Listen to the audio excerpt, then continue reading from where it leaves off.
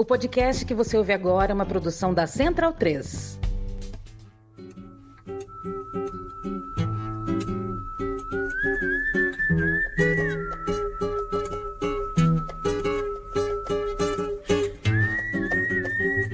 Salve, salve! Muito bem-vinda a mais uma edição do Central Cine Brasil, episódio de número 234 do nosso encontro semanal em podcast para tratar de cinema brasileiro, nessa semana falando de 2 filmes em cartaz nos cinemas. Eu, Paulo Júnior e Davi Correia batemos um papo com Petrus Cariri, diretor de Mais Pesado é o Céu, que chegou em 8 de agosto nas salas, é um road movie cearense com protagonismo de Matheus Nastergalli, vivendo Antônio, e Ana Luísa Rios, que vive Teresa. E na sequência, a minutagem está certinha aí na descrição do episódio, por volta de meia hora de programa, o Davi conversa com a grande Lúcia Murat sobre O Mensageiro, seu novo filme que está chegando neste 15 de agosto aos cinemas, e tem uma mulher presa durante a ditadura com um soldado que resolve levar uma mensagem e estabelecer uma relação com a família dela. Bom, Mais Pesado é o Céu passou por mais de 20 festivais pelo Brasil e pelo mundo. O Petrus Cariri levou o prêmio de melhor direção, fotografia e montagem no Festival de Gramado no ano passado, por exemplo. E é o 7º filme dele como diretor. Eu destacaria um que eu gosto demais, A Jangada de Wells, um documentário que rodou os festivais em 2019 e 2020. A sinopse de Mais Pesado é o Céu é a seguinte: após acolher uma criança abandonada, Teresa conhece Antônio e os dois iniciam uma jornada pelas estradas.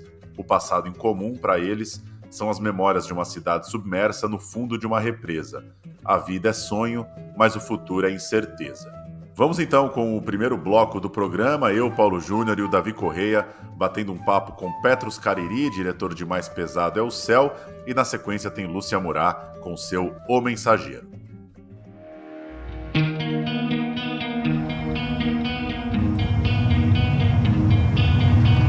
Quanto tempo o senhor acha que a gente leva até lá? Depende da estrada, umas 3 horas. Ele já comeu hoje? Lembro não.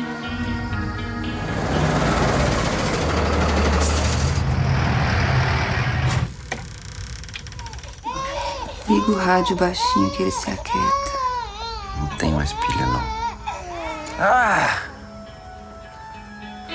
O que eu vim fazer aqui? Tô me virando aí na estrada quando alguém para. Pela vozinha, não deu muito certo não, né? Dá uma carona? Limpeza dos banheiros aqui é o dia todo e eu só posso pagar R$300 Por semana. por mês. Por mês? Maltrataram você lá no serviço? Que serviço? Vamos fazer um leitinho pra esse menino aí. Eu gosto muito do seu filho. Menino com fome! Só queria mudar de vida. Tudo bem, Petrus? Como vai? Tudo bem, tudo tranquilo. Petrus, queria começar o papo te ouvindo um pouco sobre a construção desses personagens e dessa história. Tem uma coisa do deslocamento e dessas pessoas meio numa busca, mas também um pouco vagando, como se fosse um conto, né? Fico pensando que a qualquer momento que a gente voltasse para aquele lugar, Teresa e Antônio vão continuar por lá, naquela beira de estrada. Uma coisa que está numa certa tradição aí, de uma história também de deslocamento no Brasil, mas que eu acho que tem uma construção de personagem um pouco mais alongada, de apresentar um pouco para a gente a história. E no teu filme eu tenho a impressão que você já parte para esse fluxo desse deslocamento, dessas pessoas vagando. Queria te ouvir um pouco sobre essa andança de Teresa e Antônio, criar esse clima de nos carregar mesmo para esse tempo que eles estão vivendo ali. A primeira versão que eu fiz desse roteiro, né, do argumento do filme, Mais Pesado é o Céu, foi logo após a chamada Trilogia da Morte, que iniciou com o Grão, em 2007, Mãe e Filho, em 2011, e o Clarice, que encerra em 2015, né? E eu tinha um intuito de fazer um filme mais solar, mais aberto. Tinha essa ideia de fazer um road movie, e em que esses personagens eles voltassem do Sudeste em direção ao Nordeste e ficassem meio que à deriva, né, em busca dessa cidade de Jaguaribara, que é uma cidade que estava totalmente submersa, e não encontravam a cidade, apenas, né, sonhos, lembranças, esse tipo de coisas, e ficavam à deriva na estrada, né. Antes de mais nada, é um road movie, mas que os personagens eles estão em busca de algo, mas eles não encontram e não sabem o que é que quer, né. O Antônio tem um sonho de ir para Parnaíba em busca de montar um negócio com caranguejo. A Tereza também foi em busca da família lá e não encontra mais ninguém, né, porque a cidade desapareceu. E eles ficam com uma espécie de limbo, né? E esse filme também era uma vontade muito grande de fazer uma alegoria com o próprio Brasil, na época que a gente estava num momento tão difícil no país, né, com o governo e tudo, e com começo final de pandemia também, né, uma época que estava morrendo muita gente. O país estava em ruínas, né, socialmente e economicamente também, fora essa questão sanitária. Então, acho que o filme ele aborda todas essas questões também, né? São personagens ali numa espécie de limbo, em busca de uma saída para aquilo ali, né? Que eu acho que fica aberto no final do filme de alguma forma, né? Ele deixa essa chave aberta aí. Pô, minha pergunta é em cima disso, assim, foi bem interessante essa introdução do Paulo, né, de dizer que, acho que ele definiu muito bem, que é a questão de como se fosse um conto mesmo, a gente já entra nos personagens e sai dos personagens dentro de uma coisa, de uma roda que ao mesmo tempo não roda, né, e é muito bom que é como se você mesmo colocou, né, um road movie, mas que é um road movie que o movimento está em volta, né, os personagens, eu acho que eles buscam, na verdade, querer, né, até o momento que ela fala assim, né, Teresa fala, pô, eu quero, não é vida pra mim não, né, eu quero me estabelecer, quero estar lá, e aí ela fica discutindo sobre ter família ou não ter família, mas dentro disso eu queria falar sobre os afetos.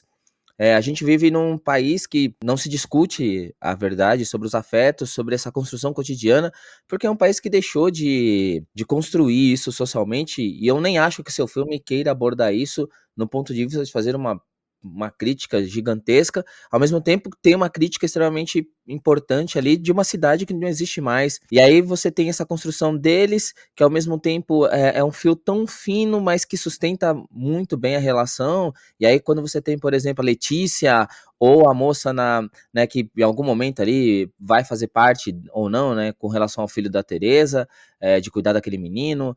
Bom, eu queria que você falasse sobre isso, né, como é essa construção do afeto, inclusive a construção do afeto para os atores entrarem nesse papel e acabar criando essa química tão legal entre eles ali. Sim, sim. É um filme que aborda questões bem duras, né, assim, e bem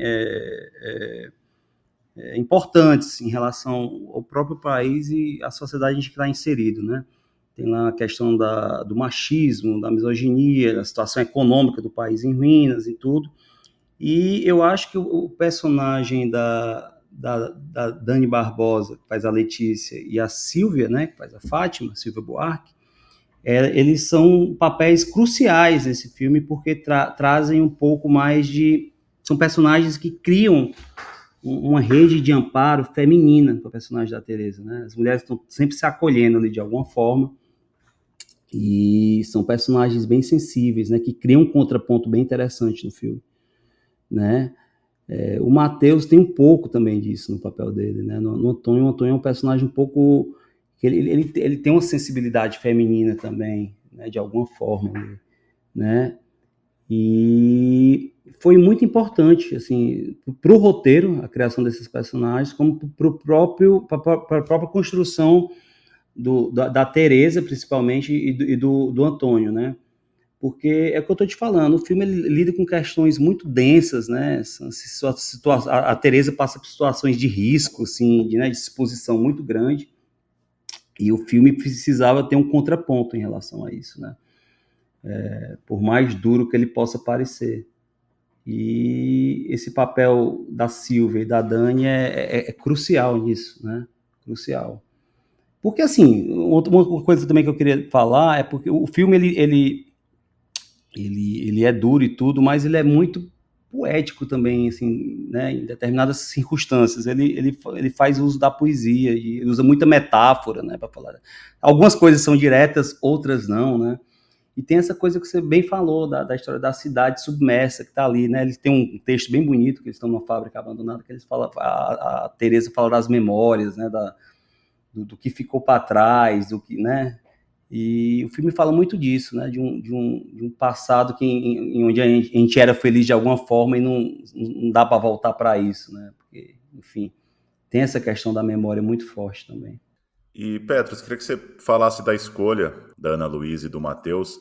Tem isso que você trouxe, tem um tom poético, mas também é uma coisa muito dura, muito bruta, né? Fugindo de uma coisa talvez mais direta e mais fácil, que seria um casal com alguma nuance de um amor mais romântico ou mais platônico, né? Eles não é um filme de casal que eles estão com aquela explosão de paixão mais clássica, né? Pelo contrário. E me parece uma coisa muito difícil de fazer, porque tem hora que você pensa, pô, a Teresa, que ela quer da vida no final das contas? O Antônio, o que ele quer? Não, né? Até pelo perfil mesmo de atuação e pelo jogo corporal deles ali, né? Tem uma resistência no ar, né? Eles não estão em condição na vida de ficar só flertando por aí, né? Que você falasse um pouco dessa construção, da escolha deles e dessa, a meu ver, essa dificuldade mesmo de criar esse tom, esse desafio de fazer esse casal da Liga. Foi um desafio grande, né? Assim, a gente trabalhou, conversou bastante, eu, o Matheus e a Ana, né? Para tentar achar o tom desses personagens. Mas eu acho que é isso aí que você falou. A urgência deles é comer, é a sobrevivência, é a coisa mais direta mesmo nesse sentido, né? A urgência maior é comer, alimentar o bebê, ter onde dormir, né? Que na verdade é a urgência de boa parte não, mas muitos brasileiros, né? Só que a gente não vê, de alguma forma a gente está anestesiado e não vê, né? Eu acho que teve até um debate que alguém me levantou essa questão, não, mas a miséria, né? A dificuldade da vida, você mostra isso, mas não mostra o outro lado, não sei o quê. Eu falei, realmente não existe beleza na miséria, mas a vida é difícil, esse filme quer olhar isso de forma muito frontal. Óbvio que a vida não é só, né? Mesmo uma pessoa que vive à margem da sociedade, um pária da sociedade, não é só isso. Tem momentos de beleza também, deve ter, né? Mas o filme olha isso de forma muito frontal, assim, sabe? Eu não me esquivo em nenhum momento, não. E, assim, trabalhar com o Matheus Nastergalli e a Ana foi uma descoberta fantástica, assim, porque eles tiveram uma química imprescindível, assim, pro filme, né? A Ana e o Matheus. O Matheus era um ator que já vinha, a gente já vinha, de alguma forma, namorando, trabalhar junto, ficava, pô, vamos nessa, e, enfim, a coisa nunca andava, e quando eu falei que tinha um roteiro novo e queria que ele fizesse o papel, ele topou fazer o filme sem nem ler. Ele leu o storyline do filme. Eu tinha um esboço do storyline e uma folha do argumento. Ele, vou fazer. Né? O Matheus não precisa nem apresentações, né? Um dos maiores atores do Brasil, né? Um dos grandes, assim, gigante. E a Ana Luísa Rios, eu precisava de alguém para fazer esse papel da Teresa com um perfil bastante forte, assim, com uma máscara muito intensa de rosto, sabe? E eu tinha visto a Ana Luísa num filme do Guto Parente chamado Clube dos Canibais, filme de 2018, eu acho, que me chamou muita atenção, eu achei visceral, assim, a atuação dela. E convidei para fazer o filme. E foi uma junção, assim, maravilhosa, né? A Silvinha Buarque, eu já tinha trabalhado com ela 2 vezes, fotografando filmes que ela participava, né, o Pobres Diabos, o filme do meu pai, Escravo de Jó, ela estava lá, e a Silvinha, de alguma forma, ela faz parte da família, assim, né, ela está sempre junto com a gente, tudo, é uma atriz maravilhosa também. Então, foi basicamente isso, eu acho que foi um encontro feliz, né, a gente estava nessa final de pandemia fazendo esse filme, situação tensa e difícil, mas a gente estava muito, muito, muito feliz, se eu lembro bem, porque a gente estava vivo, antes de tudo, e estava fazendo cinema, né? Fazendo arte, que é o que a gente ama de coração e tem tesão e desejo em fazer. Então, mesmo sendo filmado na pandemia, num momento difícil, todo de máscara, testando de 3 em 3 dias, a gente estava feliz por isso, por estar vivo, vivendo cinema, assim, naquele momento específico. Petros, agora uma pergunta de projeção, né? Como é que, a partir de toda essa base, muitas outras aqui que a gente já pode discutir, como é que você acha que o filme vai ser lido? E o que você gostaria que ficasse, além dessa parte, né, que você já apontou ali bem, de ser um filme duro, que ao mesmo tempo é poético, que ao mesmo tempo traz corpos que não querem dialogar, mas que dialogam muito bem, personagens que estão ali, não querem aparecer, né, que estão ali na metáfora do próprio filme, né, submersos, mas que emergem com uma força muito grande, né, seja o elenco principal, ou seja o elenco ali que dá o contraponto. Eu acho difícil, assim, sempre levantar essas questões de como as pessoas deveriam ver ou não o filme, ou ler ou não, ou como eu gostaria, porque é sempre muito subjetivo, né? Porque depende muito do espectador, né? Da sensibilidade do espectador, da carga emocional que ele carrega, das suas feridas, dos seus desejos. As pessoas sempre projetam muitas coisas diferentes na tela, né? Depois do filme. Né? Então, eu acho mais do que eu gostaria do que como as pessoas vissem o filme, ou entendessem o filme, ou carregassem mensagem X ou Y. O que mais me interessa nesse filme especificamente é que as pessoas fiquem com o filme de alguma forma, né? Porque hoje a experiência do cinema se transformou em algo muito descartável. As pessoas vão para o cinema, veem uma sessão do filme, 2 horas depois vão para o fast food e o filme esqueceu. Pronto, acabou. Uma experiência indolor, rápida e descartável. O que eu queria, a minha pretensão, é que as pessoas ficassem um pouco com o filme, levassem alguma reflexão. E isso, assim, para mim já seria grande. Eu estava conversando com o Matheus, se as pessoas permanecerem com o filme algumas horas, ou então alguns dias, isso para mim já seria uma coisa mágica, assim. Tá lançando esse filme no circuito mais amplo, tá sendo interessante por isso, assim, porque a gente está tentando ampliar o circuito, né? A gente começou com 18 salas, vai tentar ampliar agora semana que vem, e a gente expande o filme para um público mais amplo, assim, e começa a ver as reações, que são as mais diversas possíveis, assim, de gente, sei lá, que torce óbvio, todo mundo torce pelo casal e tudo, mas se sente traído do final do filme, né? Porque não era exatamente o final que eles desejavam e tudo. Eu acho que as pessoas projetam muito mais do que, assim, do que a gente mesmo, né? Assim, tem gente que não vê violência naquilo ali no filme. Eu fiquei surpreso com esse tipo de reação.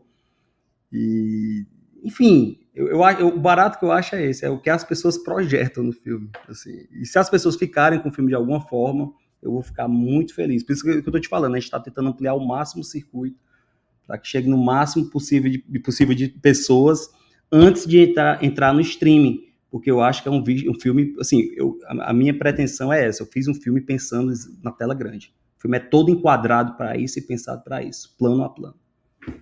E até falando um pouco disso, Petros, você assina também a direção de fotografia do filme, e ele tem, de fato, planos muito, muito elaborados, né, muito pensados, acho que principalmente nessa casa, né, essa coisa dos batentes e das janelas, cenas muito marcantes, assim, que acho que vão ficar mesmo na cabeça de quem está assistindo.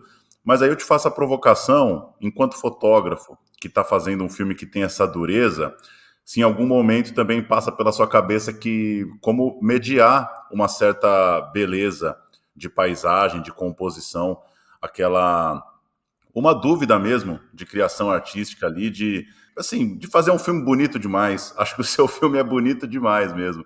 E eu acho que isso também, né, por outro lado, às vezes pode ser uma dúvida do realizador, né? Será que faz sentido eu compor aqui, pensar nisso? Queria saber um pouco como que você uniu essas coisas e que dúvidas que, porventura, você levou para alguns planos para mediar um pouco essa dureza e esse olhar mesmo, esse olhar muito bonito que você tem como fotógrafo. Uma das questões desse filme, eu acho que no começo, quando eu estava pensando como é que seria a fotografia dele e trabalhar com esses espaços abertos e com esse céu, né, comprimindo as personagens, que eu pensava muito nisso, né, um céu que pesasse assim, sobre os personagens, de uma beleza exuberante, assim, sabe? E uma das questões foi exatamente essa. Eu optei por fazer um filme de uma beleza plástica exuberante, assim, da melhor forma que eu pudesse, extremamente rico em cores, né, um azul profundo, né, as cores são muito bonitas do filme, né, remetendo a quase um cromo, até para contrastar um pouco com aquela dureza daquela situação, né, aquelas pessoas, né, tendo nessas vidas, né, extremamente secas e difíceis, né? Então, foi uma opção estética mesmo, porque o óbvio, se eu fosse optar pelo óbvio, eu ia fazer um filme com outra janela, talvez, uma janela mais flat, um filme sem saturação nenhuma, né, que é o clichê desse tipo de filme, né, sem cor, contraste baixo, não sei o quê. Eu optei por fazer uma natureza linda, exuberante, porque é isso, sim. O mundo é belo, sabe? A natureza é isso, é exuberante mesmo, tudo muito bonito. A situação é que é difícil daquelas personagens, né? Então eu optei muito por isso, né? Com esse céu lindo, né? Assim, o céu realmente eu queria que pesasse sobre eles, né? Então a gente sempre tinha muito teto, e com muita preocupação também com o mise-en-scène do filme, né? Assim, personagens que toda hora vão ao encontro da câmera, tem um jogo de lentes bem interessante assim, na escolha das lentes também, né? Entre tele e lente normal. O mise-en-scène era muito importante, porque tinha hora que a gente trabalhava o espaço da cena como palco mesmo, teatro, como fosse um tableau vivant. Então, eu botei todas as minhas, digamos assim, obsessões estéticas e fílmicas nesse filme, assim. Agora, óbvio, a favor do filme, né? Tentando contar uma história, ajudando a contar uma história e fazer um contraponto à história. Eu acho que é mais ou menos por aí. Pensando nessa questão estética e, ao mesmo tempo, pensando nesse lado que me pegou bastante, assim, né? Que eu achei... uma das coisas que eu achei mais legal é que exatamente, né? Ele é um filme que ele mostra esse peso, né? Esse peso que tá no título do filme, eu acho que eu consigo ver ele nas imagens, né? A gente consegue ver ele tá ali, né? Acho que foi uma preocupação sua, né? Inclusive, como o Paulo falou, né? Acaba ficando até... Você pensa, caramba, tipo, o filme, ele tem muito detalhe, né? Visual, assim. Mesmo que ao mesmo tempo, acaba sendo uma curiosidade que talvez as pessoas tenham. Em vários momentos, vocês optam por enquadrá-los, principalmente na cena do casal, ali, né, com os dois, né, essa dinâmica desse casal, não casal, uma proximidade muito na voz ali, na conversa, no diálogo, um momento muito de proximidade, mas que os corpos estão afastados, né, que o plano tá quase aberto, ou aberto, né, como naquele momento da estrada lá, que pega o bebê do colo dele. Então, ou seja, ele é um filme do distante, do ausente e do presente, né? Corretíssimo. A maioria dos planos era pensado nessa proporção aí. Eu optei muito por deixar os corpos no extremo do quadro, a gente usando scope, né? Então a gente tem um espaço bem grande, e às vezes trabalhando com muito jogo de... Exemplo, tem uma cena lá que eles estão conversando dentro da casa sobre os sonhos, assim, eles estão um em cada ponta do quadro. Aí tem um traveling enorme, né, que vai aproximando os personagens, vai comprimindo eles no quadro, você vê eles se aproximando. Aí quando o Antônio vai investir um pouco mais na Teresa, ela fala, não, vamos dormir. Aí abandona o quadro, se desfaz aquele possível, né? Então o filme, ele é toda hora trabalhando isso daí, sabe? Esses corpos que estão afastados, né? Principalmente naquele plano, né, que um tá na ponta da estrada, outro chega na outra ponta, eles chegam até o meio, tem um jogo ali de mise-en-scène, entrega o bebê, aí um vai em direção à estrada, o outro demora um pouco, vai até sumir. Foi muito pensado esses planos. São planos que eu vinha pensando há algum tempo, porque antes de tudo, quando eu estou pensando no próximo projeto, no próximo roteiro, eu sou um cineasta que, assim, o cinema é imagem também, muita imagem, né, e sonho também, e eu fico pensando muito nos possíveis quadros, no possível mise-en-scène que eu vou trabalhar com o filme, antes até de ter o roteiro em si, com todos os diálogos e tudo. Né? Tem um filme que eu devo rodar o ano que vem, chamado Entre os Dias, e é um filme de cabana, assim, uma família numa cabana disfuncional e tudo, e toda hora eu estou pensando nesses planos, nesse mise-en-scène, como é que vai ser nesses quadros, né? E na cor do filme, na textura, quais lentes que eu vou usar, se eu vou trabalhar apenas com um diafragma durante o filme todo, eu quero fazer o filme com o diafragma todo aberto, em todos os planos, para deixar a profundidade de campo bem reduzida. Enfim, eu trabalho assim. Esse ofício, essa coisa do pôr em cena, do mise-en-scène, para mim é muito, muito, muito importante no filme. Né? E eu sonho com os quadros, enfim. É isso. Assim. Óbvio, não consigo botar tudo em prática exatamente, porque tem um lado que é inconsciente também, e da intuição, né? Porque a gente trabalha muito com intuição também, né? Eu, principalmente. Né? Mas é isso aí que você falou mesmo. É bem interessante essa anotação que você falou. Vivo a sonhar com você. Eu quero ser feliz. Tá em seus braços, beijinhos e abraços. Contigo eu faço o que eu sempre quis.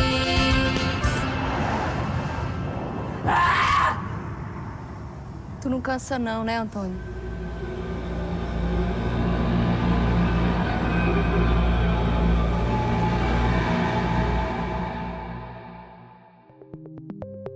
E aí, tudo bem? Tô passando aqui rapidinho para dar um recado para vocês. Eu sou o Ale Santos, em breve chego no seu tocador com o podcast O Que Vem Depois, nova produção da Central 3. É um podcast desenvolvido por mim, no que eu tenho chamado de uma jornada rumo ao desconhecido.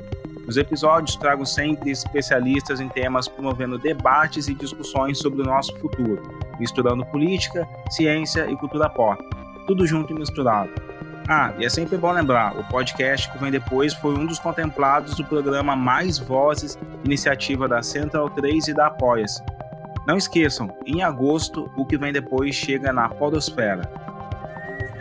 Bom, vamos agora com O Mensageiro, de Lúcia Murat, que bateu um papo com a gente. A Lúcia dispensa maiores apresentações, é uma referência do cinema brasileiro, participou ativamente do movimento estudantil, da luta armada, acabou presa por mais de 3 anos no Rio de Janeiro, e entre seus filmes estão Que Bom Te Ver Viva, Quase Dois Irmãos, Uma Longa Viagem, Praça Paris, Ana Sem Título, entre outros.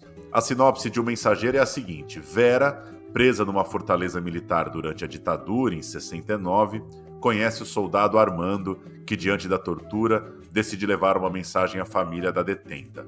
Assim, ele estabelece uma relação afetiva com Maria, a mãe da Vera. Apesar dos horrores do tempo, acompanhamos a possibilidade de um diálogo entre duas pessoas solitárias e perdidas, uma senhora de classe média e um jovem de origem rural que veio do sul para servir o exército.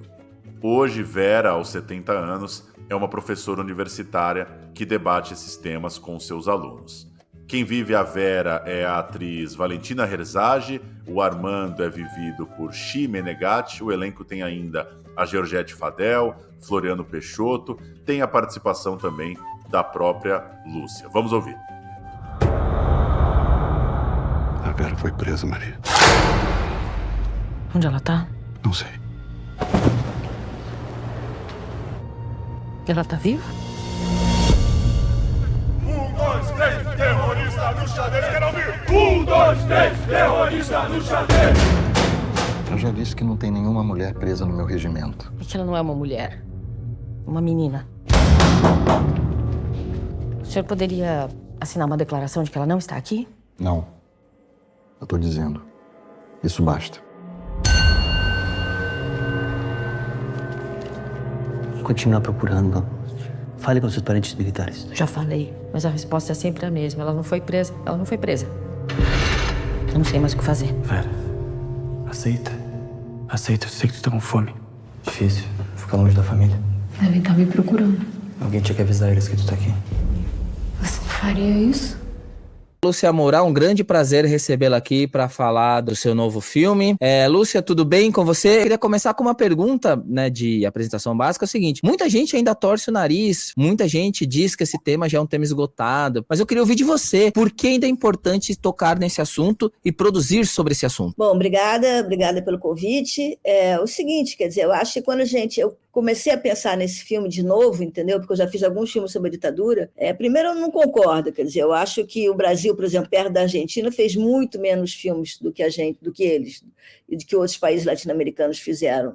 Segundo, que quer dizer, diante da situação que a gente viveu recentemente de um ex-presidente, ainda bem, glorificava a tortura e glorificava torturadores, acho que é mais do que fundamental a gente colocar o horror que foi aquilo, que as pessoas têm que ter noção, quer dizer, quando pessoas vão para a rua pedindo a volta da ditadura, as pessoas têm que ter noção do que foi aquilo, e não acreditar nas mentiras que são faladas, né? Então, quer dizer, isso era um aspecto da história. Outra é que o Mensageiro também parte de uma situação que eu vivi, que um soldado levou uma mensagem para minha família e era uma coisa muito importante, porque eu estava desaparecida, e para minha família foi fundamental. Ou seja, quer dizer, você teve um ato de solidariedade, de empatia mesmo, entendeu?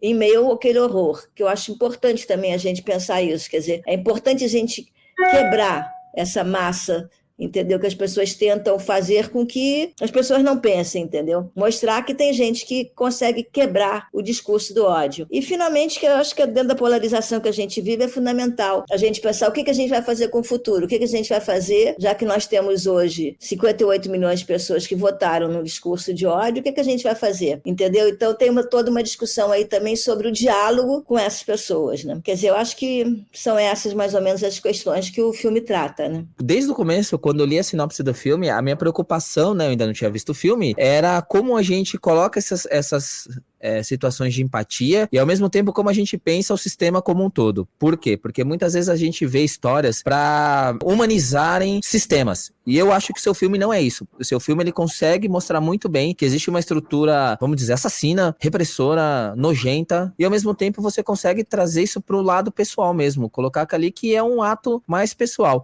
Como você chegou a esse ponto a partir da sua história, é óbvio, mas como você passou para a tela e qual preocupação você teve para conseguir atingir esse objetivo, que era mostrar que sim, existia um ato de empatia, mas aquele ato de empatia não era impulsionado pelo sistema, mas na verdade ele é um erro do sistema. É um rompimento com o sistema, mais que isso. Como é que foi isso? Como é que foi mostrar esse rompimento para conseguir mostrar um sistema? Acho que tem dois aspectos aí que estão por trás, né? Primeiro, que eu vivi o horror, então, para mim, essa dimensão do horror tem que ser passada. Segundo, que em nenhum momento você coloca no filme, ou eu acho, que os culpados não devem ser julgados. Existem culpados, sim, mas, quer dizer, da mesma forma como... Quer dizer, tem até no final do filme uma questão que a Hannah Arendt fala, né? A Hannah Arendt não foi a favor da... Quer dizer, ela foi a favor da condenação do Eichmann, mas ela pensou um pouco além. Eu acho que é o que a gente tem que fazer hoje, quer dizer, eu acho que a gente não pode esquecer dessa memória, eu acho que a gente tem que julgar realmente as pessoas que foram responsáveis pelo horror, mas a gente também tem que pensar em dialogar com as pessoas que estavam em torno, entendeu? Sendo que algumas delas tiveram empatia. Quer dizer, eu acho que diferente da Argentina, por exemplo, alguns centros de torturas do Brasil, no caso do ICOD que eu tive, estavam localizados dentro de um quartel.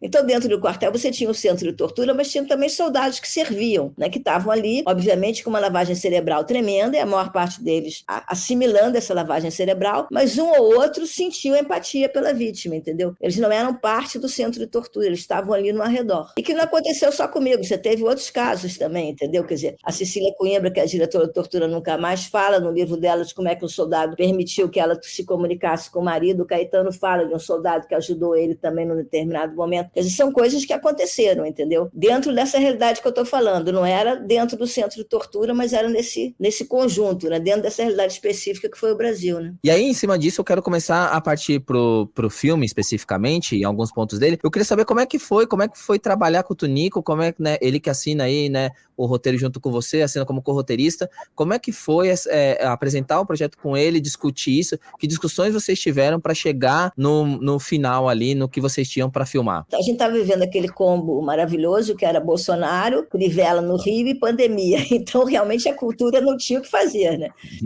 E é um maravilhoso bem ácido mesmo, né? Claro.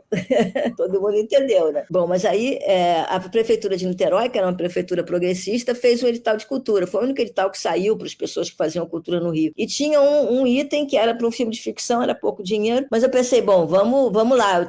Tinha saído de um workshop com o Eduardo Nunes, que também é de Niterói, e tudo. Ele deu muita força quando eu falei do projeto. Ele falou, tem muita força, acho que é legal, acho que tem que fazer. E eu já tinha feito um trabalho com o Tunico, que era o Olhar Estrangeiro, e eu pensei, não, então vou chamar o Tunico de novo, porque para a gente poder adaptar essa história, desenvolver e adaptar a história para a realidade de Niterói, para poder apresentar o projeto, porque realmente teria que ser filmado em Niterói, né? E foi uma surpresa muito grande, né? Quer dizer, eu não sabia que Niterói tinha tantos pontos que poderiam ser filmados, né? E adequados, né? Teve algumas coisas muito fáceis também, porque quando eu estava até no início dessa história, foi uma coisa que eu passando pelo Saco de São Francisco, falei, poxa, mas isso aqui é anos 70, você não precisa fazer nada, né? Então tinha essa realidade também, E a gente foi adaptando, tinha Fortaleza Santa Cruz, a gente foi adaptando à realidade de Niterói, né? Isso significou pesquisa, a gente foi em vários lugares e tal. Aí começou a pandemia, a gente suspendeu e continuamos o projeto só através de online, né? E depois eu acho que o projeto também se desenvolveu muito a partir do trabalho com os atores, né? A gente fez 6 meses de trabalho por Zoom, porque não podia se encontrar, mas ao mesmo tempo todo mundo estava com muito tempo disponível, você estava nas suas casas e tal.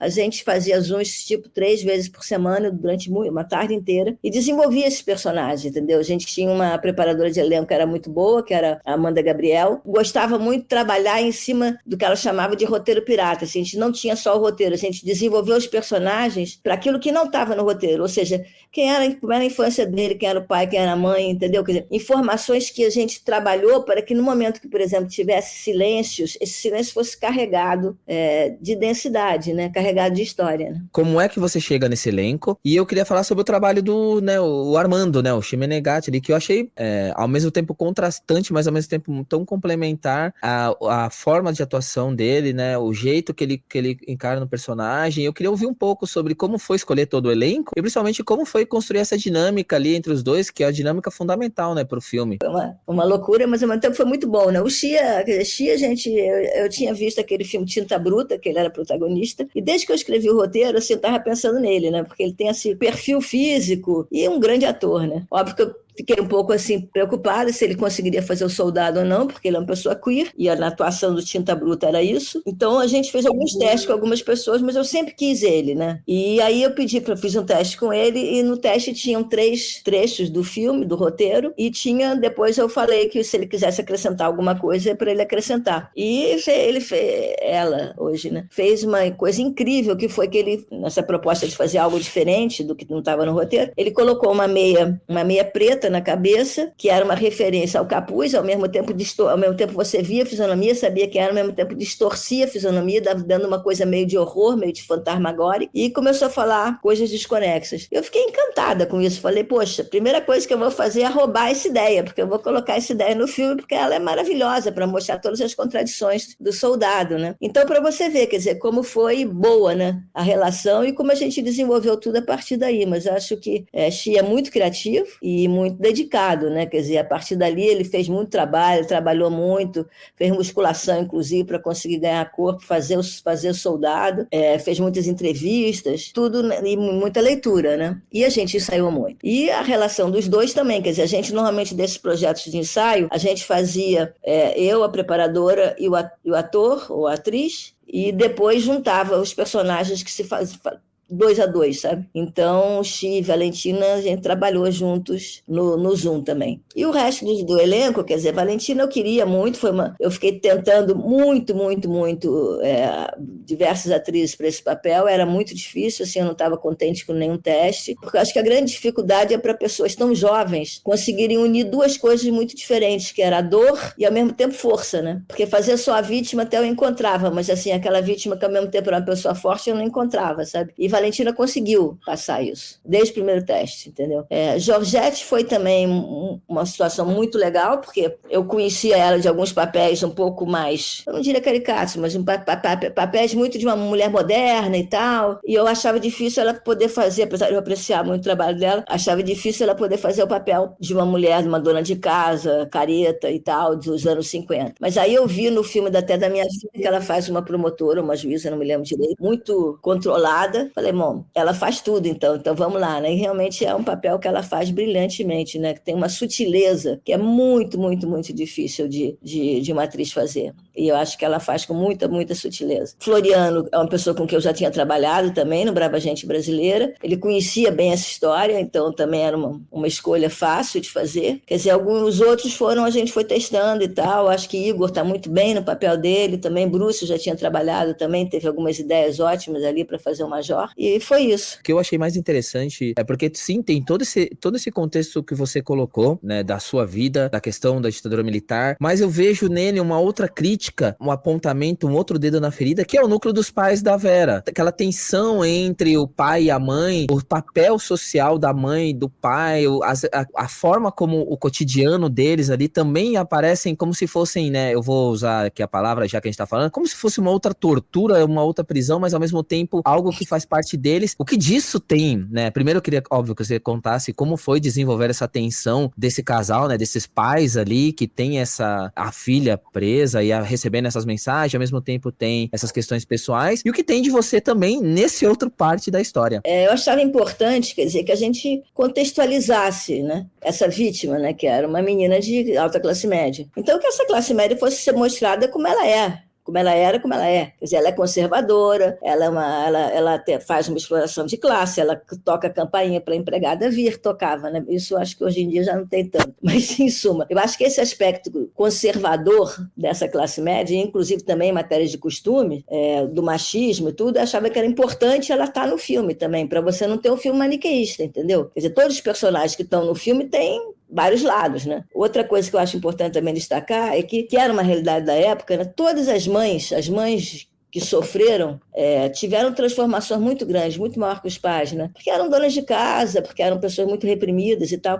E a partir da luta pela filha, tiveram transformações muito grandes. Isso aí você vê em várias mães. Até outro dia o Floriano, no debate, falou uma coisa engraçada, que ele falou: existem las armadas de la Plaza de Mayo, mas não tem los padres de la Plaza de Mayo, né? Então, esse aspecto também eu queria trabalhar, né? E tá no filme, né? Finalmente, quer dizer, em relação à minha situação, não, quer dizer, é óbvio que são situações que eu conheço, né, que é da minha classe social, mas assim, a minha família era uma família de 5 filhos, pai e mãe, que meu pai era médico também. É óbvio que talvez uma ou outra situaçãozinha assim da mãe eu tenha colocado, mas sutil, que eu gosto muito, como a Josete fez, por exemplo, quando ela chega no Major e leva todos aqueles papéis da filha, né? Aquilo ali podia cair numa esculhambação, e a Josete faz numa sutileza incrível, né? Pouco assim o que as mães faziam, o que a minha mãe fazia.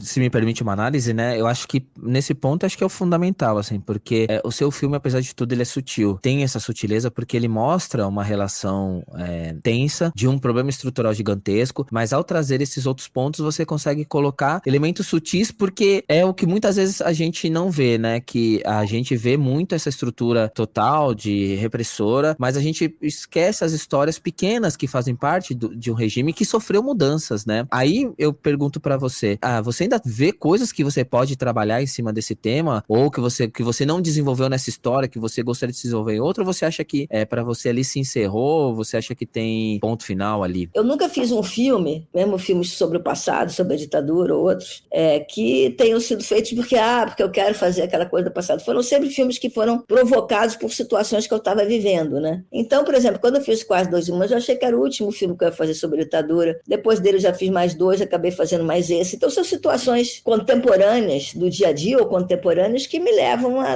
entendeu? A ir para o passado e voltar. Acho que o passado não foi passado a limpo. Então, eu não sei o que vai acontecer no futuro, realmente não sei.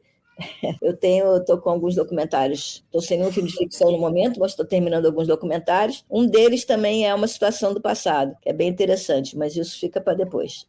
É uma pergunta meio clichê, a pergunta final minha, mas eu acho que não tem como fugir dessa pergunta final, assim, que é a partir de tudo que eu vejo sobre esse tema e tudo que eu vejo da sua produção, do seu trabalho. O que você espera desse filme? O que você acha que esse filme pode acrescentar no debate? E onde você acha que ele tem que chegar? Para quem você acha que ele tem que chegar? A gente fez um projeto muito legal com esse filme, que foi uma contrapartida que a gente propôs para a Lei Paulo Gustavo, que a gente ganhou a Lei Paulo Gustavo para distribuição, porque apoia a distribuição. A gente propôs levar o filme para adolescentes de ensino médio e para universitários, de escola pública, claro, né? Então a gente fez para o interior do estado do Rio. A gente fez isso, já fizemos umas 18, 20 sessões desse tipo, e tem sido incrível. Então só isso já valeu a pena, entendeu? Quer dizer, você vê o debate junto a esses adolescentes, muitos deles que nunca tinham ido ao cinema na vida, porque o barato do projeto não é você levar o filme e colocar numa televisãozinha na sala de aula, é levar os alunos no cinema, para eles terem experiência cinematográfica mesmo, entendeu? E tem sido incrível, uma coisa que os professores adoram, dão a maior força, eles falam assim, quer dizer, e é uma coisa que você sente, né? Os alunos falam, eles também, quer dizer, a ditadura deixa de ser apenas uma página no livro da escola e passa a ter vida, eles passam a ver aquele horror de uma outra maneira, entendeu? Passam a conhecer os personagens e tudo. Então tem sido uma experiência incrível.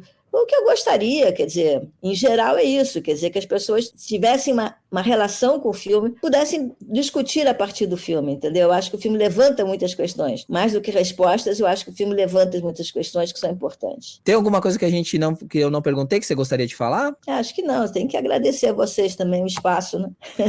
Muito obrigado. Tchau, até mais. Terrorista fazendo papel de pobre jovem que foi torturada. Mas é verdade, você sabe disso. Eu achei que você era diferente, mas você é igualzinho. Eu não falo com torturador. Eu não sou torturador, Dona Maria. Olha só. Essa raça é nossa inimiga. Me solta. Mas a senhora conhece esse soldado? Eu arrisquei tudo. Tudo pela tua família. E nesse dia 15 de agosto chega também aos cinemas O Contato, de Vicente Ferraz, tema do nosso próximo programa, que vai ao ar daqui a alguns dias. O Diabo na Rua, no Meio do Redemoinho, da Bia Lessa, uma peça encenada a partir de Grande Sertão Veredas. E Revoada, Última Vingança do Cangaço, filme de Zé Humberto Dias.